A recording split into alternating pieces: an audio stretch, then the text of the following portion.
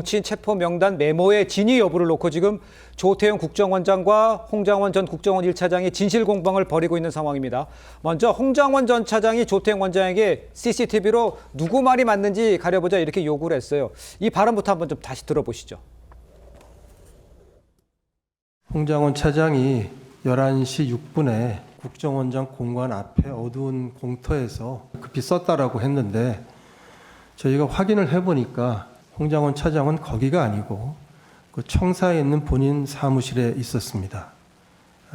CCTV로 확인을 했습니다. 왜 저한테만 AI의 기억력을 요구하시죠? 저도 그 CCTV나 아니면 통화 내역 등의 좀 더 정확한 부분에 대해서의 진실을 확인하고 싶습니다. 초단위를 알고 싶다. 우리 국정원 관저하고 국정원에 있어서 제가 움직이는 동선을 다 한번 열어보자.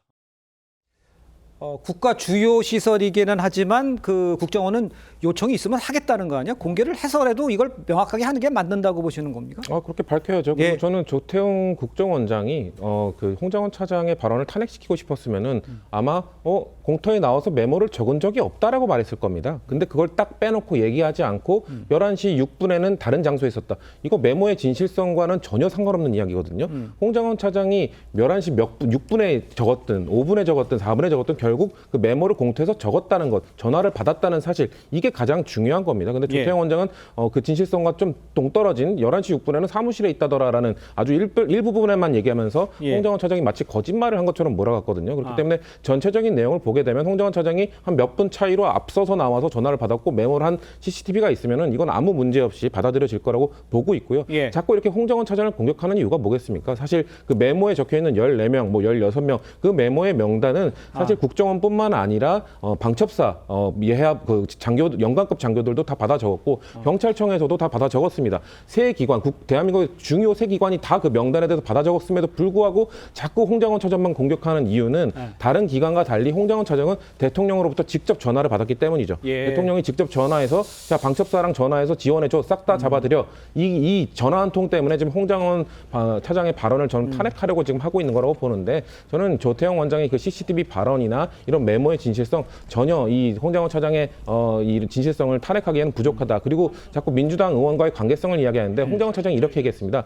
내가 박선원 의원과만 문자를 주고받았을까요? 라고 얘기했거든요. 그런 말은 국민의힘 의원들도 여러 명과 그 소통을 했다는 걸 얘기한 거고 조태용 국정원장도 계엄 당일 그 다음 날 국민의힘 의원들과 소통했던 거, 전화했던 거 다 드러났습니다. 그거는 회유 아니고 뭐 내통 아닌가요? 그렇게 치면은 다 똑같은 상황인데 홍장원 차장만 탄핵하기 위해서 음모론식으로 몰아가는 거는 매우 부적절하다고 생각합니다. 그 김기웅 대변인께서 답을 주셔야 될 것 같은데 지금 말씀하시는 것 중에서 핵심은 공격이라는 얘기까지 했는데 지금 내용은 지금 홍장원 1차장이 메모로 남긴 것들이 오염돼 있을 가능성이 많고 그 시간과 이런 것들이 안 맞고 있는 거기 때문에 오염될 수 있다. 이 얘기를 하시려는 거 아닌가요? 아니 뭐 일반 국민들이 볼 때도 그렇고 이분이 다른 데도 아니고요. 정보기관의 넘버 2였습니다. 그렇죠. 그렇다면 본인이 적은 거를 왜 구겨서 버리죠? 나중에 당연히 진실 공방이 있을 수밖에 없지 않습니까? 그렇다면 원본을 폐기해야 될 이유가 있는 겁니다. 원본이 있으면 안 되는 거거든요.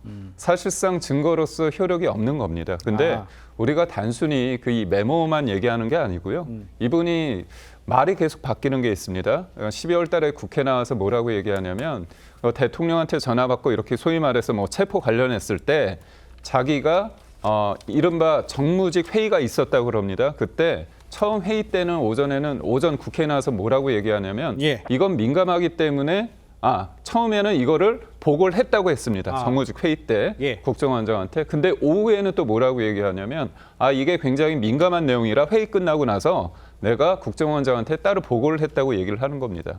우리가 숫자는 잘못 헷갈릴 수 있습니다. 그렇지만 내가 어떤 한 행위에 대해서는 이게 헷갈리기 쉽지 않거든요. 그리고 그 여러 가지 상황이 복잡한 상황에서 12월 4일 날 새벽에 박선원 의원한테 문자를 보내거든요. 그리고 그 다음 날 이재명 대표한테 보고를 해야 된다고 또 얘기를 합니다. 그래서 일련의 상황 속에서 봤을 때 이분이 왜 그런 행동을 했을까?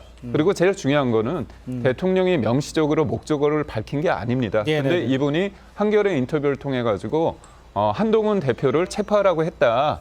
이번 기회에 정리하라고 했다. 이런 얘기까지 하고 나중에 KBS 보도에서는 아니라고 얘기했거든요. 국민들은 처음에 한 얘기, 그런 어떤 선정적인 내용에 대해서 각인이 돼 있습니다. 그렇기 때문에 이른바 살상부로 불리는 체포 명단이 사실인지 아닌지의 어떤 근거가 되는 메모가 예. 흔들리고 있거든요. 그렇기 때문에 이거는 따져봐야 됩니다. 알겠습니다. 그러니까 여인영 사령관이 홍장원 차장에게 전화를 해서 위치 확인을 해달라고 한 것에 대해서 인정을 한 부분들이 있거든요. 그런데 단순히 위치 확인을 요청한 것이 체포 명단인 것인가에 대해서 굉장히 의문이 있는 것이죠. 그날 비상계엄의 밤에 국회로 예. 가장 먼저 들어간 것은 707 부대입니다. 네네. 근데 707 부대 같은 경우에는 실상 유사시의 북의 수뇌부를 원점 타격하는 부대거든요. 근데 지금 거기에 있어서 김현태 707 단장이 뭐라고 얘기하냐면 예. 본인들의 임무는 건물 확보뿐이었다는 거예요. 그래서 전 국민이 영상으로 보았듯이 헬기가 경내에 들어왔을 때 예. 헬기 세 대가 다 같이 뛰어 들어간 것이 아니라 내려오는 대로 24명이 걸어 들어간 이유는 우리는 건물 확보만 하면 된다고 생각했고 예. 밖에 있는 국민들과의 어떤 접촉 같은 것들을 제하기 위해서 본인의 판단하에 창문을 깨고 들어가서 케이블 타이로서 건물을 봉쇄하려고 했다라는 것 아니겠습니까? 근데 여기에 대해서 그렇다면 체포하라. 끌어내라 이런 것들을 생각을 한 부분이 있었다면 처음에 707 단장에게 그 임무를 줬으면 되는 거거든요. 알겠습니다. 왜 707 단장이 들어갔을 때는 그런 것들이 없었는데 갑자기 체포 명단이라는 것이 생기는 것인지 그 부분이 굉장히 의아하다라고 말씀드리고 싶습니다. 알겠습니다. 제가 좀 짧게만 해주십시오. 네. 짧게 하기 어려운데 제가 볼 때 이 지금 메모 말이죠. 메모가 이게 물증이 될 거 아니에요? 물증이 지금 몇 개 없어요. 메모하고 이제 TV로 생중계된 거, 구인도 들어가는 거, 이게 사실상 이게 물증인데 조태용 원장이 지금 계속 얘기하는 게 뭡니까? 메모의 존재를 인정했어요. 결국은 3개 아니면 4개가 있다는 거 아닙니까? 그럼 체포조가 그 14명인지 정확히 모르겠으나 어쨌든 그 메모의 존재를 인정했기 때문에 네. 조태용 원장의 발언은 대통령을 두둔하기커녕 오히려 대통령에게 좀 불리할 수가 있고, 또 하나가 네. 저희 김현태 단장 같은 경우도 12월 9일 날 기자회견 한 게 있어요. 본인이 기자회견 한 게. 국회의원들이 모이고 있단다. 또 150명을 넘으면 안 된단다. 이거 본인이 한 얘기예요. 김현태가. 그러고 나서 이제 법정에서 얘기가 달라진 것이고, 또 여인영 사령관도 조진호 청장에게 이 사람들 체포할 건데 다 위치 파악 좀 해달라. 그러니까 뭔가 14명에 대한 심리는 많이 굳어져 있는 상황이에요. 네. 근데 이제 이 홍장원의 이 알겠습니다. 메모를 가지고 자꾸 예. 얘기를 하는데 제가 볼 때 저는 헌재 다시 불러서 재판관인데 나와서 하니까 또 어떤 신문이 봐야 이루어질지 되겠죠. 한번 지켜보도록 하겠습니다.